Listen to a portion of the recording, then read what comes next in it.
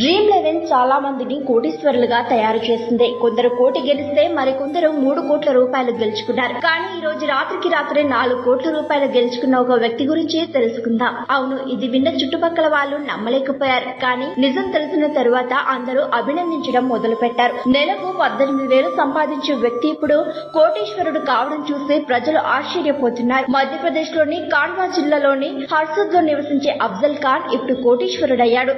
అఫ్జల్ డ్రీమ్11 లో ఒక టీం ను తయారు చేసి నేరుగా 4 కోట్ల రూపాయలు గెలుచుకున్నాడు.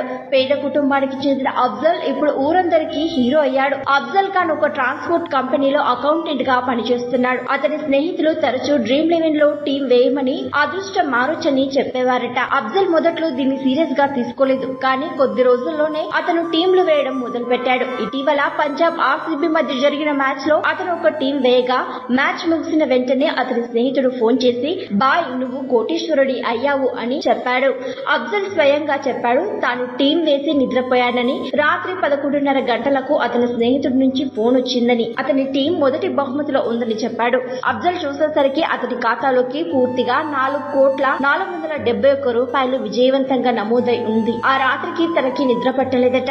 తనకు నెలకు 18,000 రూపాయలే జీతం వస్తోందని, కానీ ఇప్పుడు అతని జీవిత చిత్రం మారిపోయిందని మొదటగా తన సోదరుడికి, తర్వాత తన తండ్రికి ఈ శుభవార్తను చెప్పారట. ఈ వార్త ఊరంతా వ్యాపించడంతో ప్రజలు గుంపులుగా రావడం మొదలు పెట్టారు. ప్రతి ఒక్కరూ అఫ్జల్ ను అభినందించడానికి వచ్చారు. అఫ్జల్ మాట్లాడుతూ తాను ఈ డబ్బును సద్వినియోగం చేసుకుంటానని చెప్పాడు. మొదట తండ్రి పాత అప్పు తీరుస్తానని, తర్వాత పిల్లల చదువులపై దృష్టి పెడతానని చెప్పాడు. అంతేకాకుండా అతను హజ్ యాత్రకు వెళ్లాలని యోచిస్తున్నారట. ఊర్లో కొన్ని గుడులకు విరాళాలని అందిస్తారట.